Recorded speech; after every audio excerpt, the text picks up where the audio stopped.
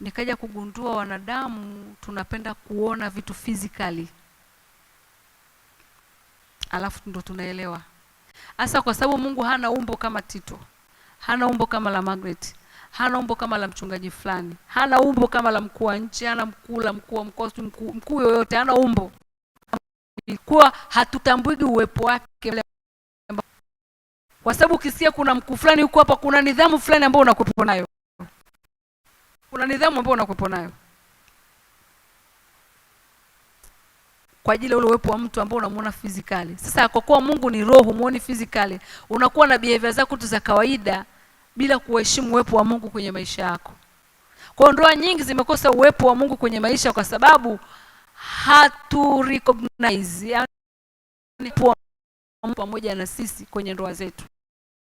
Cha uaminifu na utakatifu, kwa sababu Mungu haonekani.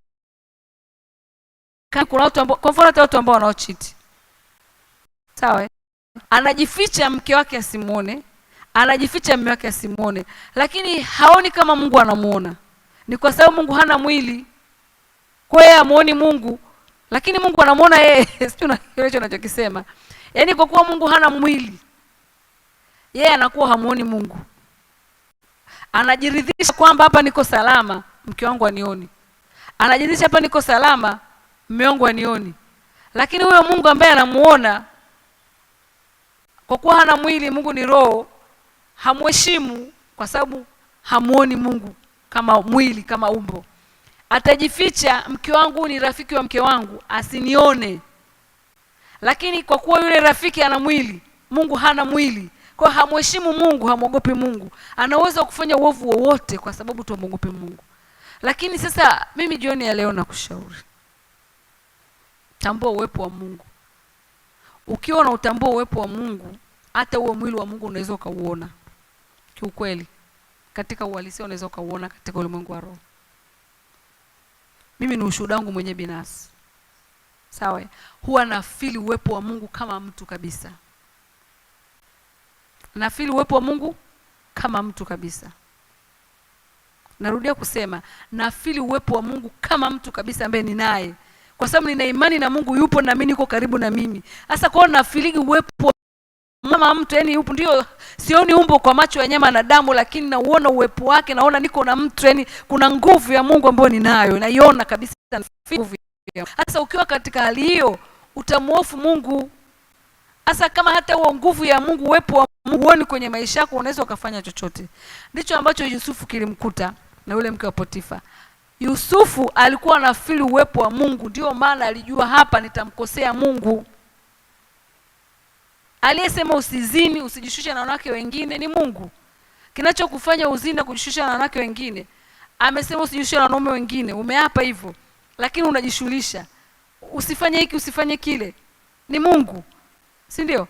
Lakini kwa sababu humuoni physically, unavitenda kwa sababu hayupo, na hayupo kwenye maisha yako, na ule uwepo wako upo. Sasa yule mke wa Potifa yeye ana hofu ya Mungu, kwa hiyo Mungu hamuoni. Yusufu ana hofu ya Mungu, kwa hiyo kwenye mazingira yake anamuona Mungu. Unaona ni watu wawili tofauti. Kwa hiyo kuna mtu ambaye anaishi kwa kumtii Mungu, anamuona Mungu kwenye maisha yake kwa sababu anamtii Mungu. Mungu anaonekana. Yaani physically, spiritual anamuona Mungu. Lakini yuko mwingine ambaye sio muamini Mungu, asiyemtii Mungu, hamuoni Mungu. Kwa hiyo tunatofautiana katika kuona na kumwamini Mungu. Ukimwamini Mungu utauona uwepo wake kwenye maisha yako. Kwa hofu yako itakuwa juu ya ule uwepo wa Mungu ambao unausikia ndani yako. Sasa ndoa nyingi zingekuwa na furaha na amani kama wote. Hebu pata tu picha ya kawaida Tito. Kila mwanamume ana hofu ya Mungu, ana uwepo wa Mungu ndani yake. Kila mwanamke ana hofu ya Mungu na uwepo wa Mungu ndani yake. Na wote wanaishi kwa ile hofu ya Mungu kwamba Mungu yupo katikati yetu. Ndoa zingekuwaje? Kama tunashindwa kutenda uovu mbele ya mchungaji, mbele ya askofu, mbele ya wakuu fulani, mbele ya watu fulani, tunashindwa kuyatenda hayo mambo mbele ya watu na hatutaki watu wayajue, hiyo ni kuonyesha kabisa hatuna hofu ya Mungu, wala uwepo wa Mungu upo kwenye maisha yetu. Maanake kama unamwogopa Mungu, hauwezi kufanya mambo hata kama wanadamu hawapo. Mwanadamu hayuko na wewe kila mahali, lakini Mungu yuko na wewe kila mahali.